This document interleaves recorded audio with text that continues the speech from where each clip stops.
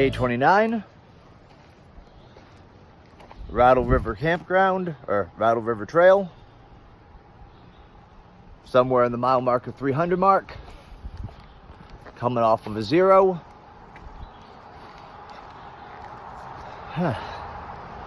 Into the woods we go. Mosquitoes are out with a vengeance. Picked up some deep woods off, 98% DEET. Put a little coating of that across my skin, and mosquitoes just ran away crying. So,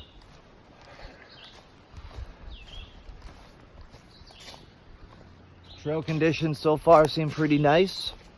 Weather's beautiful. High of 74. Chance of thunder showers. Crossing Wildcat. My plan is to get to Carter tonight, but that depends on weather, really. My pack is at 35 pounds. Got 7 days of food, 2 liters of water, and one of the goodies I picked up and threw in my pack is a can of Cheese Whiz.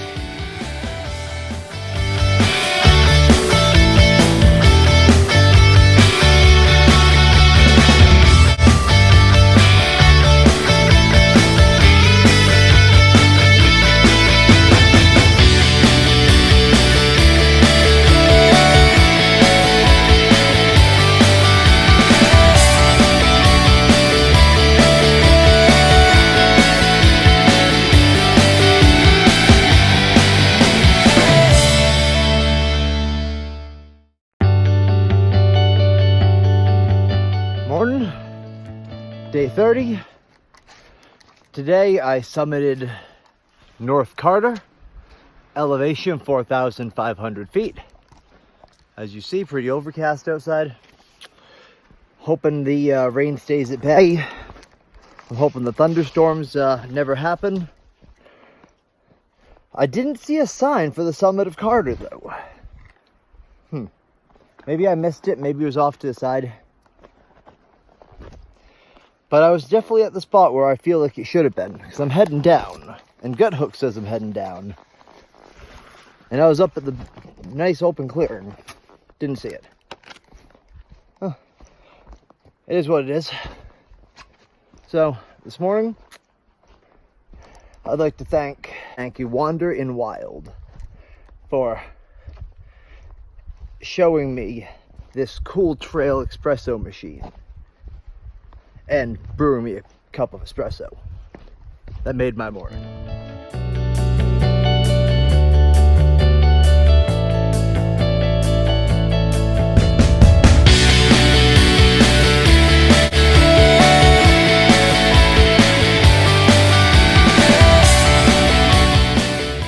Looking at stopping in for lunch down at Carter Dome Hut, collecting on my 2 vouchers for baked goods from the AMC through Hiker Pass, which I guess they started back in 2017.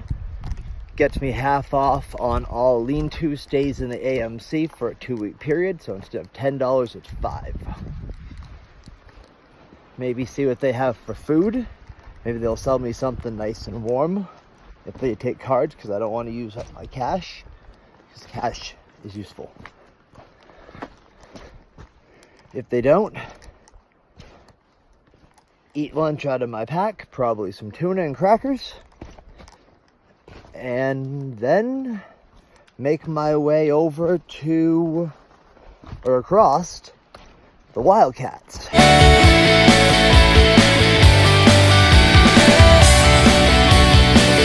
I was at Madison, like I mentioned, and we had to turn it off a lot of the times because the wind was too strong. So yeah, it's not super effective, but we do have it still.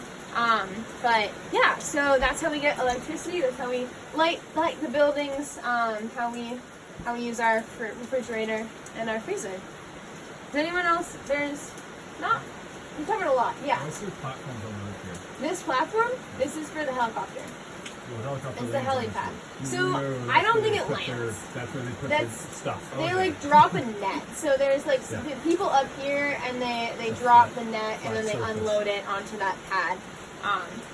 into the helipad. Yeah. It looked almost like the solar panel system, but there was nothing up top. Yeah, no, just a wooden platform, but definitely. Yeah, it's for our helicopter. Not our helicopter, we rent them, but that'd be cool if we had one. Yeah, there's only like one other, we've covered water, covered power, covered food, waste. There's only one other kind of medium-sized thing I like to talk about, and that's communication. Maybe you guys have noticed there's not great service up here. Anyone have thoughts on how we communicate with the rest of the world? Yeah. So we have a radio, we have a base radio in our crew room that we use pretty regularly every day. We contact the reservations department for one. We can contact our construction crew, the storehouse department, our bosses in the valley. And that's a pretty helpful resource. They also have provided us with a mobile radio, which is pretty important for search and rescue. So that's another thing that's like a part of our job description. We all have to be at least Wilderness First Aid certified. 3 of us out of 5 are Wilderness First Responders, which is just a 2-week course versus a 2-day course. And so we're kind of like a first line of defense out here. I know Galehead this past week has been involved with this ongoing search for someone who got lost in the Penny and haven't lost it. Yeah, and they just found him recently. Yeah, I believe I heard that they found him, which was pretty cool, but they were going out and like searching for him. So yeah, there's a search and rescue on call, AMC staff members on call in the valley at all times, and they work with New Hampshire Fish and Game. And Fish and Game, they're the ones in charge of all the search and rescue in the White Mountain National Forest. So we work with them. We work with the SAR on call folks, and yeah, we're kind of like that first line of defense. Yeah, so if anyone has any questions, feel free to ask away about other things, hut life. I was wondering if your the hut crew quarters is the only hut in which it's not over the kitchen.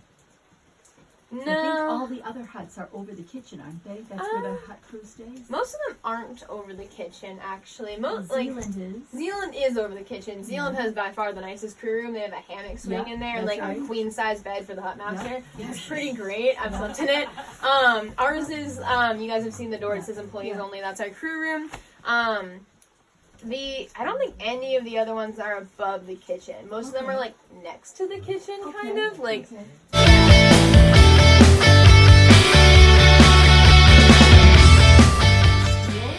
Answer that question as a bonus, and then it will resume. You still get your proper question afterwards. We'll alternate. Okay? So there's no yelling out. You're going to consult with your team, like Family Feud, and come up with an answer. So, yeah. Okay. So, I'm thinking of a number 1 to 10. Which of you is closest for going first? 5. 6. You're closer. My number was 7.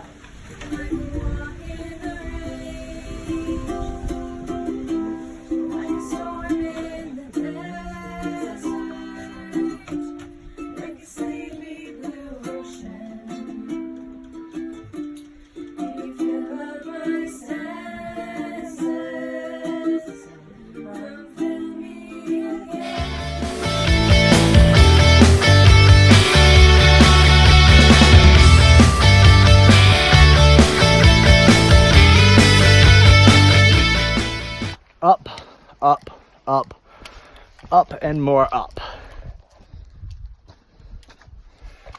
So, talked to a couple hikers today who pretty much confirmed the weather report given across the radio at the hut. 80 degrees in the valley and between 40 and 50 high humidity across the summits of the 4,000 footers. So heading up, since I'm already over 4,000 feet right now, I've been able to see my breath in little spots. I'm hoping 80 degrees in the valley might be able to bring 60 degrees in the mountains. Wishful thinking, but it's possible. Or maybe some of the open spots will just feel extra warm because of the sun. Again, more wishful thinking. The two hikers said I should be able to make it to the 15-mile tent site if I want. Otherwise, I'm looking at the 10.4 to Osgood. I'm neutral to either or. Don't matter. Just depends on what time it is when I get there.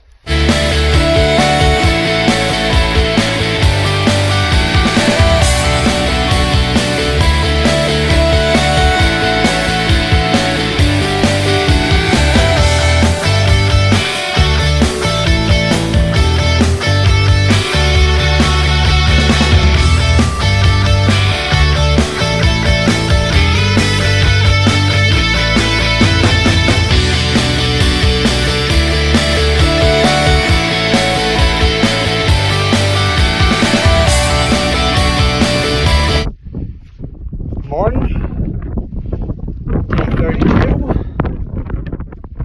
I'm a mile from the summit of Mount Madison. Wind is howling. Looks like a nice day though. One of the crew members that was working the trails saying that there might be a chance of isolated thunder showers later. Hopefully, I've already summited and back down Mount Washington, which is right over there, which should make that Mount Madison. Total distance from where I'm standing is about 5 miles. It was a very, very grueling 3 miles to get from Osgood to just above tree line. It was the equivalent of almost 2.5 miles of just straight boulder climbing stairs. I got my cardio this morning, and I'm gonna get my cardio this afternoon. I guess I get my cardio on every day.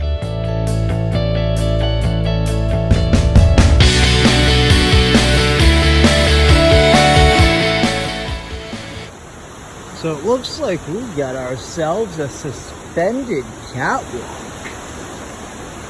on the Osgood Trail. This is kinda cool. And it sways. This is really, really trippy. And cool as hell.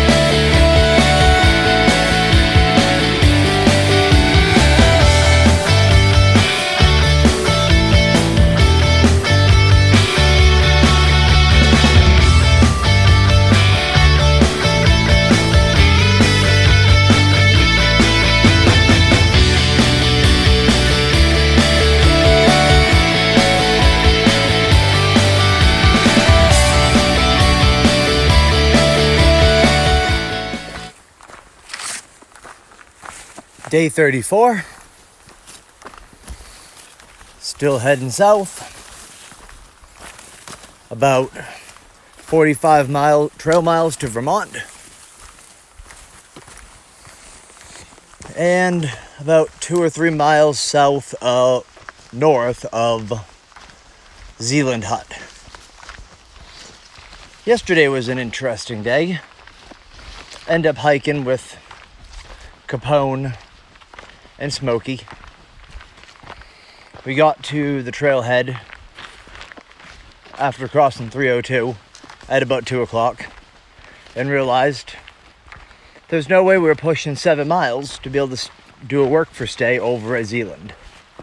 There's not enough time. So, Smokey coined the term. We decided to have a beero. So, at 2 o'clock in the afternoon, we set stroll to the general store for 3 6-packs of beer. One for each of us. Upon getting to the general store, we found that they also had campground with vacancies.